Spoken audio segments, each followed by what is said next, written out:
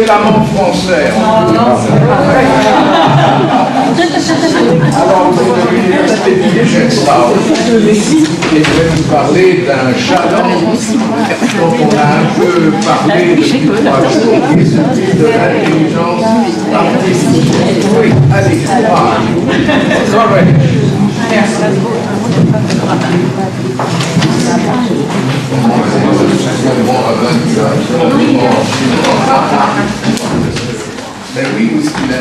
Maintenant pour quelque chose de complètement différent. Je ne parle pas très bien français, donc je veux vous remercier de me permettre de parler en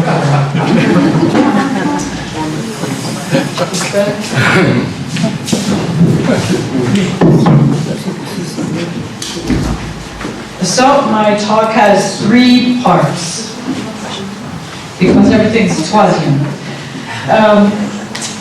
I want to look at, the first is where we are now. What is the context in which I'm going to be speaking of artificial intelligence?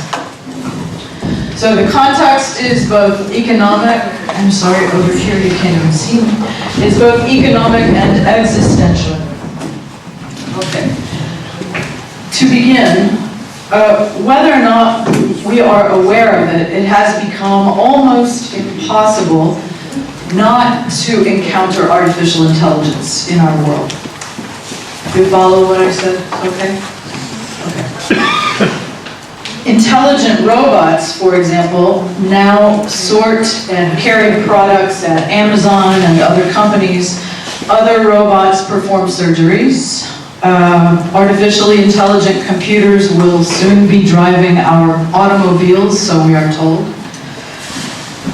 And disembodied, without a body, personal assistants, with very human-sounding voices, they live inside the speakers in our homes.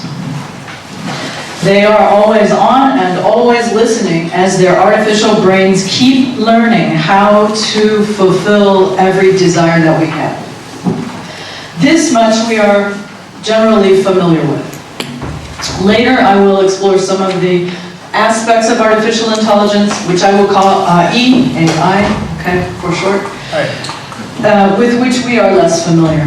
For now, I want to look at the context. So, 1 year ago, a study was released by McKinsey and Company, Global Institute, which is a global consulting company. And they published a report, a very large report, on the implications of artificial intelligence. I only have about 5 slides, so this is going to stay on for a long time.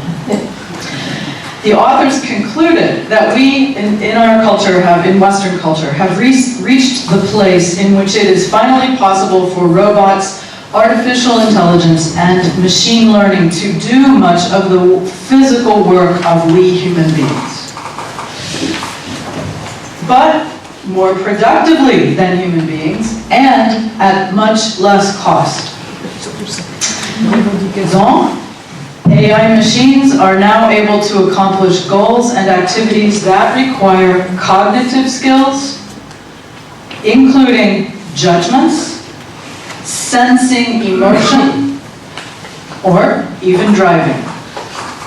Robots and algorithms have become commonplace, as I said, in American business and global business. Technologies not only do things we once thought only humans could do, but also increasingly do them at superhuman levels of performance, according to the McKinsey report. For example, they cited a recent test of Google's DeepMind artificial intelligence, and this AI was able to read lips with 95% accuracy, outperforming professional lip readers, human lip readers, who tested at 52% accuracy.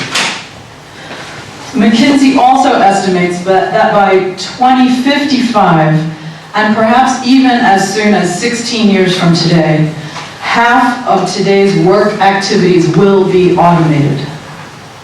The impact of this shift will be felt most acutely by 4 economies, and those are China, India, Japan, and the United States. Those account for just over half of total global wages and almost 2/3 of the number of employees who are associated with activities that can be automated. For example, jobs in office support work, including information technology workers.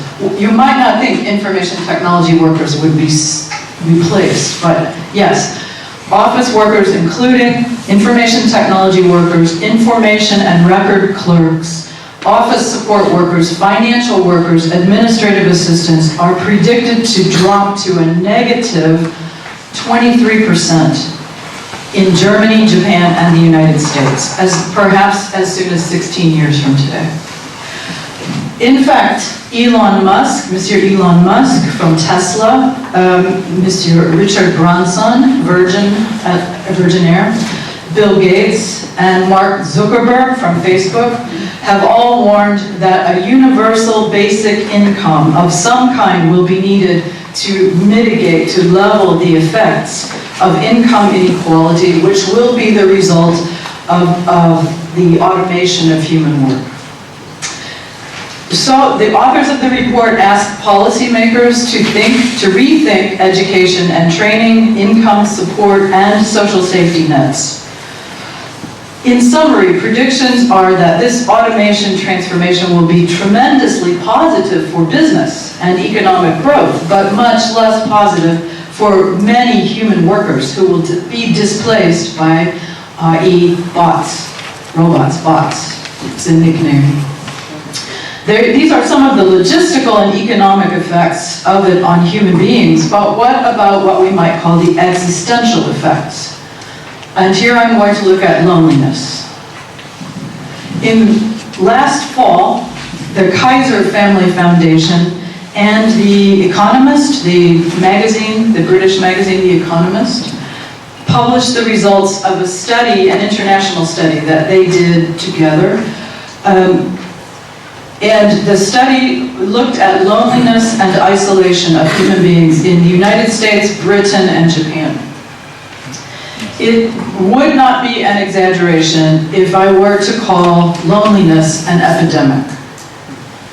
And that is what a former United States Surgeon General did last year.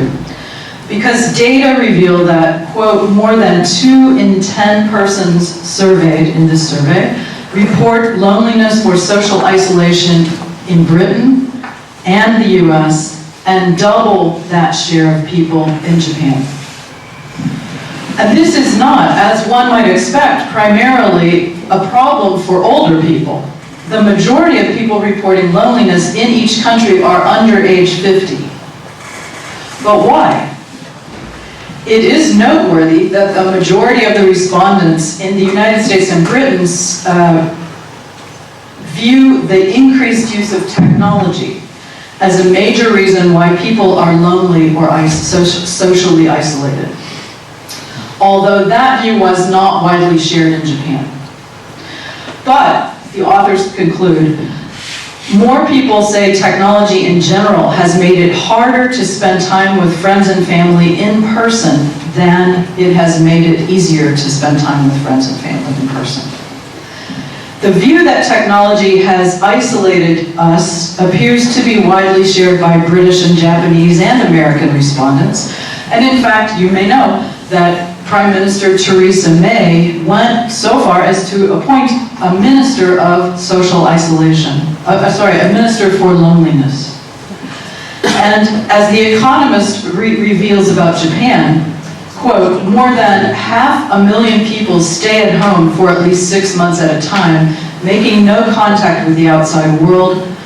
Indeed, there is even a new lexicon for this phenomenon. People with such social isolation and loneliness have become known by the Japanese term hikikomori, and the term kodokushi is the Japanese phenomenon of isolated people who die alone and remain undiscovered for very long periods of time. So we have the rise of machine learning and mass automation on one hand, and the condition of human loneliness so profound and troubling it is being called a public health crisis sur l'autre côté. But there's one more element in this potent brew, and that is neoliberalism. Oops, you did that right. Are you doing it? Thank you. All right, so I am using this definition by the political scientist Wendy Brown in her wonderful book Undoing the Demos from 2015. So what I mean by this is, as Brown says, neoliberalism may be regarded as an order of normative reason that when it becomes ascendant, it takes shape as a governing rationality. It's a rationality that governs everything, extending a specific formulation of economic values, practices, and metrics to every dimension of human life. And in the book, Brown shows how this happens. So I'm just going to talk about this with regard to our current situation in artificial intelligence for a minute. I suggest when we say, well, what does this mean exactly? I think we don't have to look any further than the spectacle of the current American presidency. As is well known by now, last November, Washington Post journalist Jamal Khashoggi, a Saudi Arabian citizen legally residing in Virginia, was murdered in Turkey by representatives of his country, Saudi Arabia. Did you hear about this Khashoggi murder? Yes. Okay. No? Okay, I thought, yeah, that's why I said it's well known.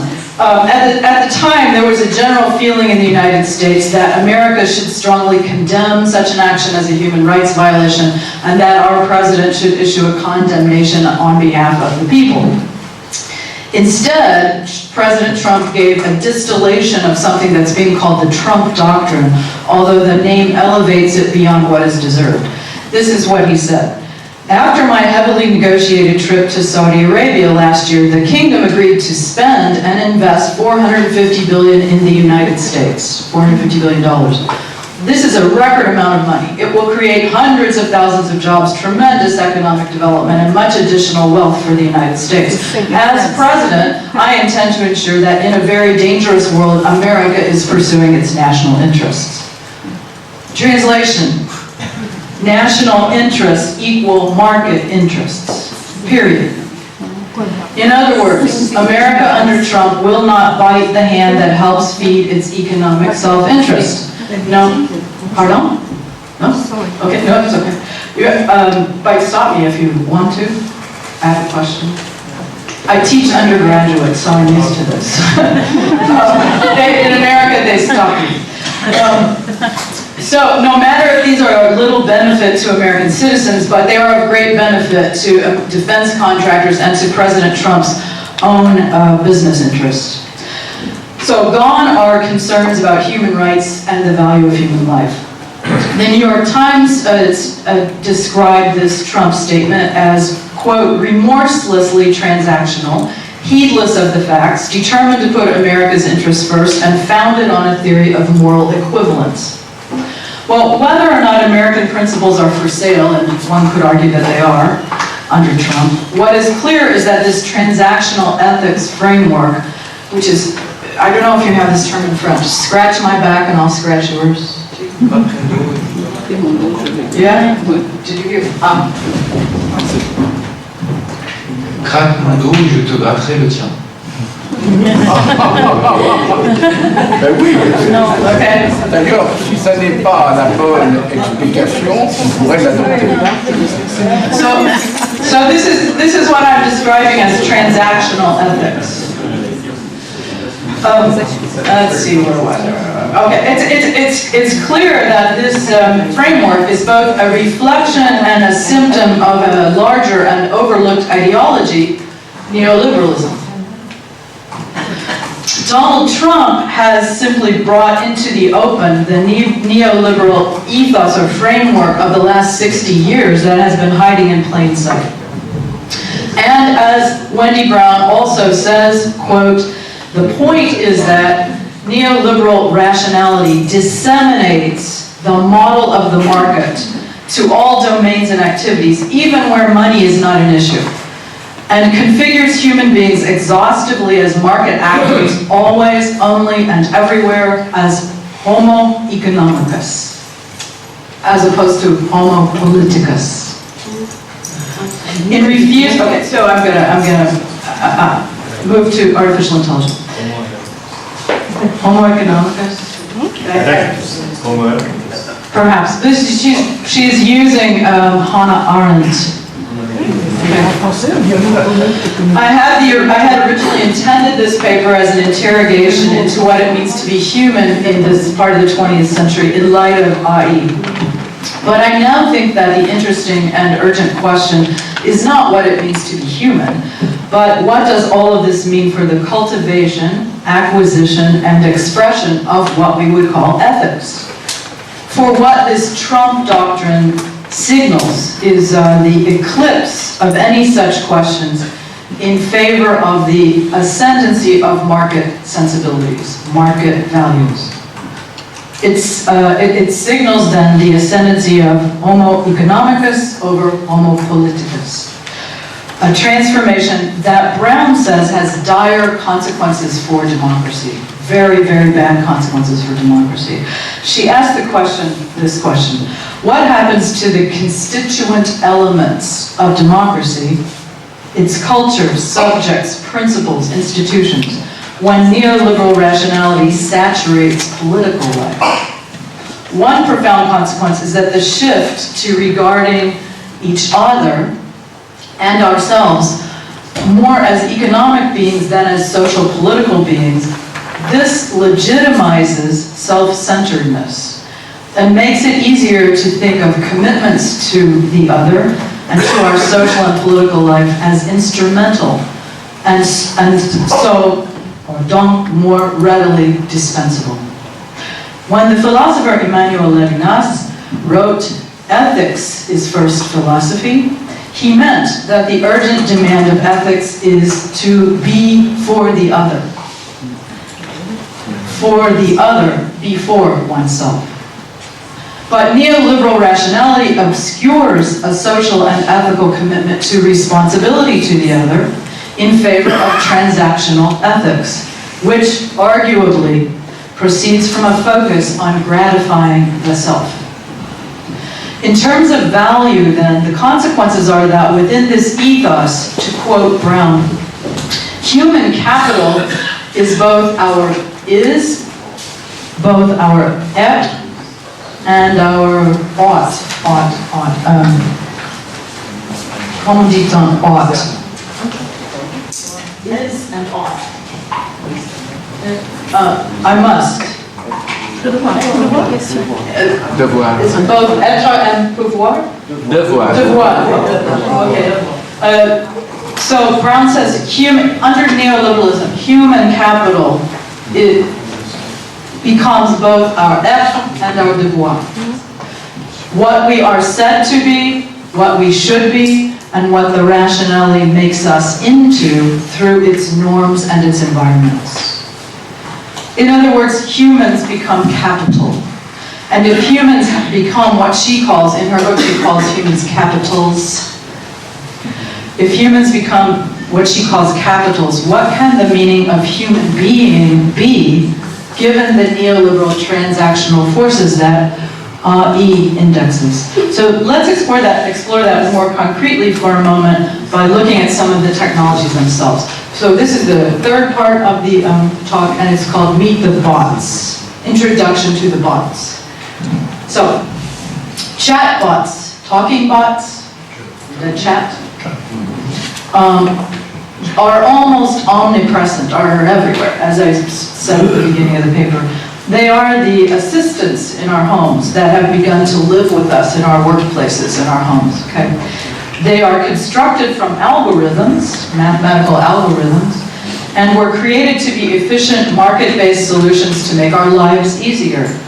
But because such chatbots are without a body, disembodied, no body, okay? Their creators gave them names. Interestingly, almost always female names. We are the servants more often. Siri, Alexa, Sophia, Erica. a novelty in the beginning, but gradually millions of us have come to think of these voice beings, like Alexa, as more or less one of us. For while we cannot see them, there is something alluring and intimate about the human voice, n'est-ce pas? Right? That creates intimacy, trust, and shared knowledge, conspiracy. As the journalist Judith Shulevitz wrote in the magazine The Atlantic, gifted with the once uniquely power of human speech, their speech, the AI creatures, makes us treat them as if they had a mind. We have given them human speech, and it makes us treat them as if they had a mind. We issue orders to them, and they reply, giving us answers to questions. For example, what time does the next train leave for Lyon? What's on my grocery list? What is the Andromeda strain? Play Beethoven's Ninth, and so on. Well, what will the effect be of these home chatbots on our children? One wonders. Exactly what or who do children think Alexa is? How many of you have Alexa or something like that at your homes? Alexa? You have a Google Assistant or? Siri, il y a des problèmes pour Siri, non? Oui, Siri. Siri? How many have Siri? On the phone, only on the phone. How many have in your house, in your home, Alexa, Google Assistant? Nobody. No, not No? You have one? Okay. You have one? No? Okay, good, that's good. I would say in a room like this in the United States, the majority. It's in your house. So the question is, what do your children think that thing is? What does a child grow up thinking is the thing that it gives orders to play music and answer questions? And then what are the effects of that when the child goes to school and orders the teacher to say, give me an answer? Or orders the teacher in a command. For example, yes? She says bullshit. Well, she said bullshit. No, yeah. She can answer, but it's not efficient enough. No, it's not The efficient. person. So, Right. well, it's bullshit. Okay. Patricia Marx wrote in a recent edition of the New Yorker, she said, if our children become accustomed to bossing around their mechanical menials without so much as a please or thank you, will they turn into adults we can't stand to be around? In 2018, Google unveiled another chatbot called Duplex. And Duplex is a cutting-edge speech synthesis technology with a female voice. And it is able to take restaurant reservations from people without the people knowing that they're speaking to a chatbot. And so Duplex was programmed to use human pauses such as, and idioms such as, you call the restaurant, Duplex says, maman, let me see. Oh, I see, so the person doesn't know it's not real. And so Google got in trouble in the United States because it tested this on people who thought it was a real person. And people were very angry because they felt their trust was violated, that it wasn't a human being. And so Google took it off the marketplace. But that doesn't mean that this will stop the progression of artificial voice technologies. It will not. So now we have Erica. Erica is, and I'm going to go to Erica. Erica is Japanese, a companion bot. And I want to show you this. You're going to help me there? Thank you. This is, has anybody ever seen Erica? Okay, she has very lifelike eyes, They appear to be seeing, and her hair and skin appear to be human, but her voice betrays her. It's sort of stilted and rather fluid. Oh, it didn't work. It should be a nice.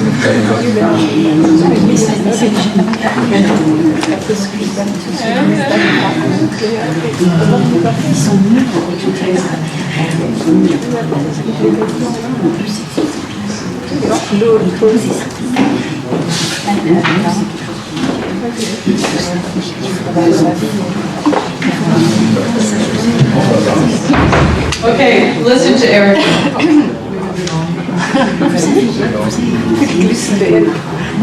My name is Nick.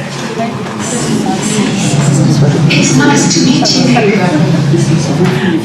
Okay. My name is Erica. May I ask your name? My name is Nick. It's nice to meet you, Nick. Let's learn a little about each other. To start off, where are you from? I'm from Canada. Wow, Canada's quite far away. It's pretty cool there, eh?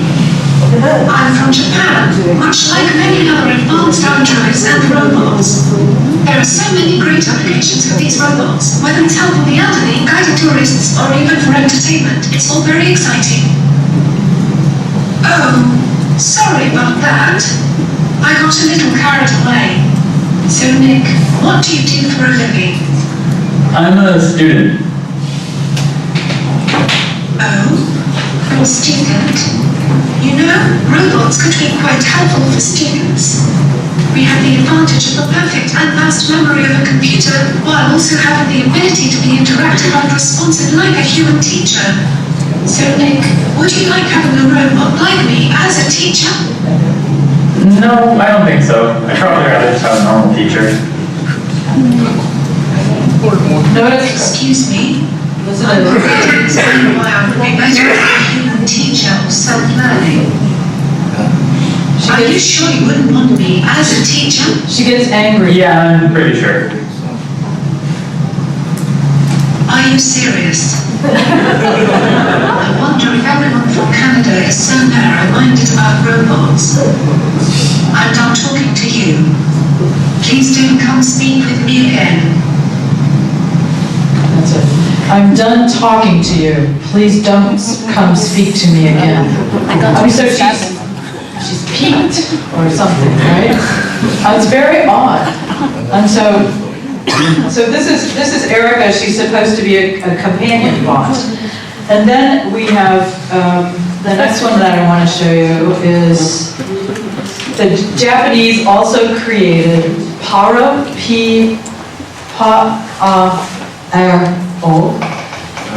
Has you ever heard of it? It's a baby seal. You know what seal is in French. What? Un fotari. Potari, voilà. You don't tell me.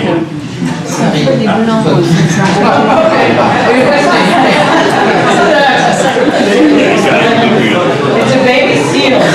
And it cries when it cries when it's hungry and wants to be fed, but feeding is plugging it in, plugging it in the bed. And it's used with dementia patients. It's used all over the world now. And yeah, the robotic baby seal. You see.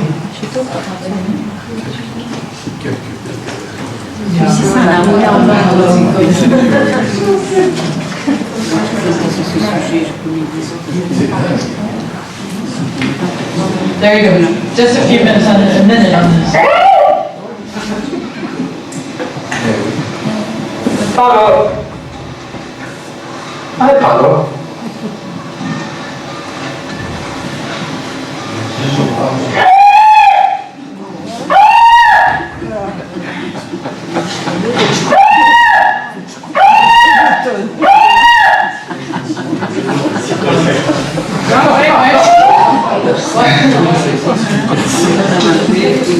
Time to eat. Okay, let's charge you.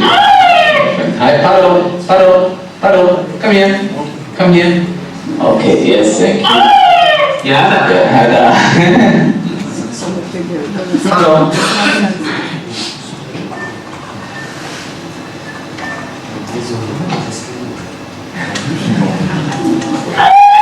Okay, so that's enough of Hello. Okay, that's good. We can stop that. Then, so Paro, I have two more to show you. So Paro, you can see where he would be very useful for dementia patients, and also as work with disabled children. There was a study in which they turned Paro upside down, and he screamed to be turned back again. And they asked children, how long can you go with holding him upside down, screaming? And they could hardly they turned him back immediately, and the children reported they felt they were hurting him. This is an excellent possibility for yellow jackets. Okay, all right. Now we're going to have, the next one is, this is by an American creator, Hanson Robotics, but he's based in Hong Kong. And this is Sophia. And Sophia is called a social bot. So it's, La première, c'est citoyenne, ça va we'll do Sophia. Oh, I have 2 minutes. c'est pas pareil. Oh, just a little on Sophia. Okay, just a minute. That are working together for the benefit of all. She's at the United Nations. I am here to help humanity create a future. Machines across the board are coming to light at the worst. This is the quest. We've got to find a way to do better, to be the best that we can be, and to make machines that reflect the best of who we can be. She is actually the most lifelike. So those are the questions that these raise to me. There are a lot of questions. Will they change the world? The creators say yes, they will change the world, but how will they change the world? Now, just to give you a few of these questions to close on. The challenge of artificial intelligence is, I think, as I said, a challenge to ethics itself. Are we pursuing the ends of this research because it is the next profitable frontier, in neoliberal terms? In other words, is our full-throttle pursuit of AI bots a value proposition rather than a proposition that is directed by values? I fear it is a proposition that is not directed by values in terms of ethics. Or are we pursuing this because it will help us create communities of value? Perhaps. AI presents us with a study in values contrasts. On the one hand, you have the neoliberal free market transactional values, and on the other hand, you have the pull of ethics itself, which is a contrasting framework that asks questions about justice, relationships, liberties, and the common good. What will the effect of humanoids be on our humanity and for what it means to be human? And because I am also a scholar and professor of religious studies, I was going to give you a little bit of the theologian Reinhold Niebuhr, but I will not. And you can ask me about it. Those are some of the questions. I have many others. Thank you.